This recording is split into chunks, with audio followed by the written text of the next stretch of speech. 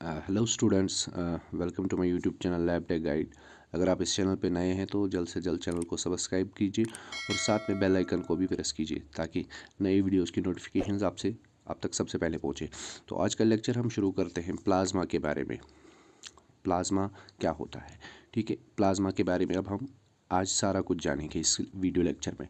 तो प्लाज्मा क्या होता है? एक क्लियर स्ट्रॉ कलर्ड फ्लूइड होता है। स्ट्रॉ कलर जो सूखा घास होता है उस कलर का फ्लूइड होता है, जिसमें इन विच सेलुलर एलिमेंट्स आर डिजॉल्व, जिसमें सेलुलर एलिमेंट्स ब्लड के जितने भी हैं, आरबीसीज हैं, डब्ल्यूबीसीज या प्लेटलेट्स, वो इसमें डिजॉल्व होते हैं। और 55% ब्लड वॉल्यूम का प्लाज्मा होता है, ठीक है। तो कंपोजिशन हम देखेंगे प्लाज्मा की कंपोजिशन अगर हम देखें तो 91% ऑफ वाटर प्रेजेंट होता है प्लाज्मा में, ठीक है। और बाकी जो रेस्ट 9% से वो सॉलिड होता है, ठीक है। और इस सॉलिड्स में प्लाज्मा प्रोटीन 7% होते हैं। इसमें ऑर्गेनिक मॉलिक्यूल्स 1% होते हैं। ऑर्गेनिक मॉलिक्यूल्स में कौन कौन से मॉलिक्यूल्स आते हैं? कार्बोहाइड्रेट्स आते हैं, फैट्स आते हैं, एंजाइम्स होते हैं, हार्मोन्स होते हैं। और इनऑर्गेनिक मॉलिक्यूल्स 1% होते हैं, जिसमें हमें हमारा सोडियम आ गया, पोटेशियम आ गया, कैल्शियम, आयरन और गैसेस ऑक्सीजन, कार्बन डाइऑक्साइड और नाइट्रोजन की ये इसमें प्रेजेंट होते हैं। अब जो प्लाज्मा प्रोटीन्स होते हैं वो डिफरेंट टाइप्स के प्लाज्मा प्रोटीन्स होते हैं, ठीक है। उनके बारे में हम जानेंगे। प्लाज्मा प्रोटीन्स टोटल कंसंट्रेशन में 7.4 ग्राम्स परसेंटेज में होती है प्लाज्मा प्रोटीन्स, और इनकी रेंज होती है 6.4 टू 8.3 ग्राम्स। ये आप याद रख लें। टोटल कंसंट्रेशन कितनी होती है प्लाज्मा प्रोटीन्स की? प्लाज्मा में 7.4 ग्राम्स परसेंट, और रेंज इनकी होती है 6.4 टू 8.3 ग्राम्स परसेंट, ठीक है। अब प्लाज्मा प्रोटीन्स में कौन कौन सा प्लाज्मा प्रोटीन आता है? तो इसमें सबसे पहले आता है एल्बुमिन, जिसकी हम परसेंटेज देखें 4.8 ग्राम परसेंट है, और इसकी रेंज आती है 3 टू 5 ग्राम परसेंट। और एल्बुमिन का जो है मॉलिक्यूलर वेट होता है वो 69,000 ग्राम्स पर मोल होता है, ठीक है। और ये लिवर में बनता है। एल्बुमिन के बारे में अब आपने क्या जाना?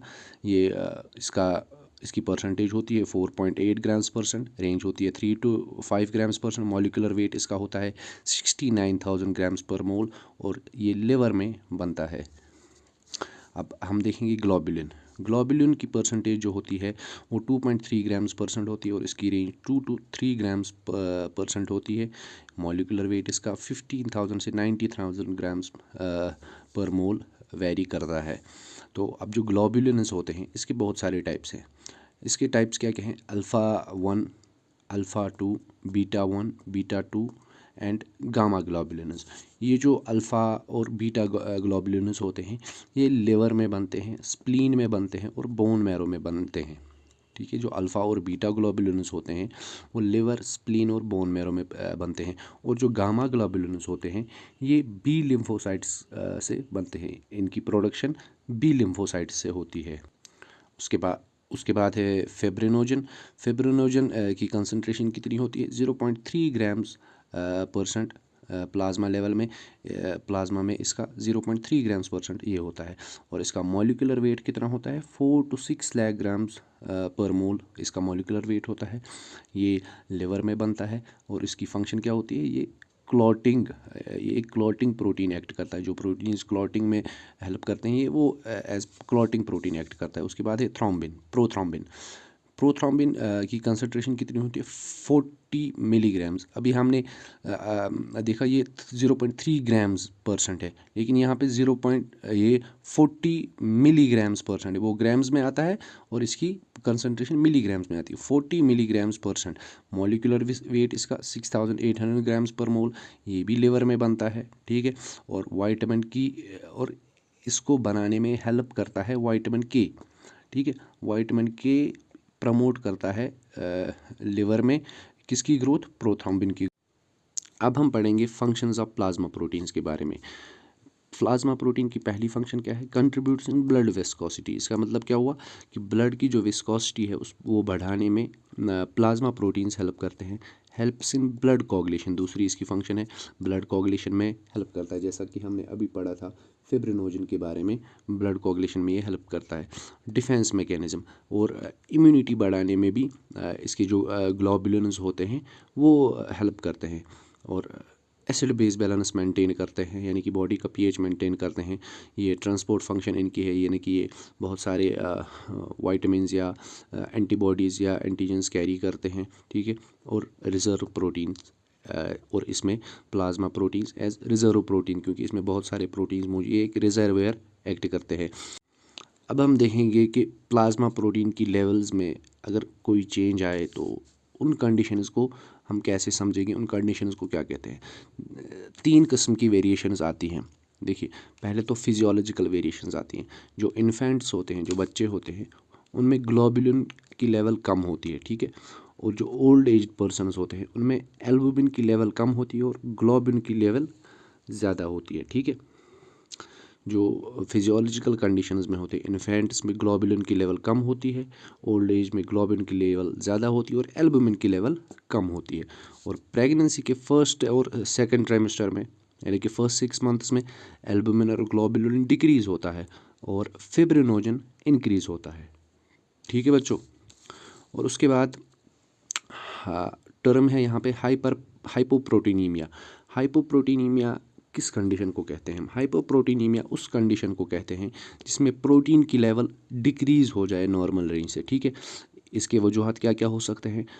डाइटरी डिफिशिएंसी, लो प्रोटीन डाइट लिया जा रहा है, या माल एब्जॉर्प्शन हो सकता है, प्रोटीन लिया जा रहा है लेकिन वो एब्जॉर्ब नहीं हो रहा है सही तरह से, या कोई लिवर डिजीज़ हो जिसमें कि ज़्यादातर एल्बुमिन वहाँ पे सिंथेसिस होता है, तो या बाकी प्रोटीन्स लिवर में सिंथेसिस होते हैं मेनली ज़्यादा, तो वो वहाँ पे अच्छे से नहीं बन पाते हैं लिवर डिजीज़ की वजह से। तो ये भी एक रीज़न हो सकता है हाइपर प्रोटीनीमिया का।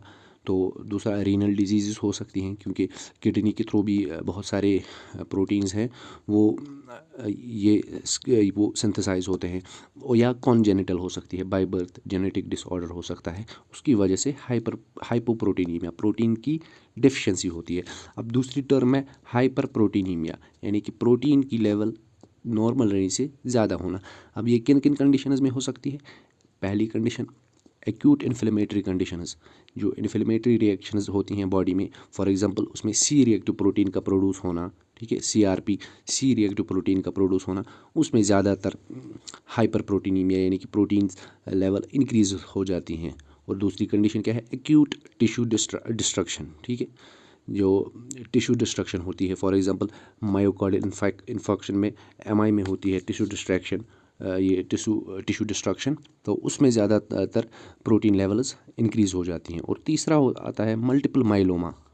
माइलोमा एक टाइप का ये कैंसर है, तो उसमें बेंजोन्स प्रोटीन्स जो है उनकी लेवल रेज हो जाती है, उनकी ज़्यादा नॉर्मल रेंज से ज़्यादा लेवल रेंज हो जाती है, तो उसको हम कहते हैं, इस कंडीशन को हम कहते हैं हाइपर प्रोटीनीमिया।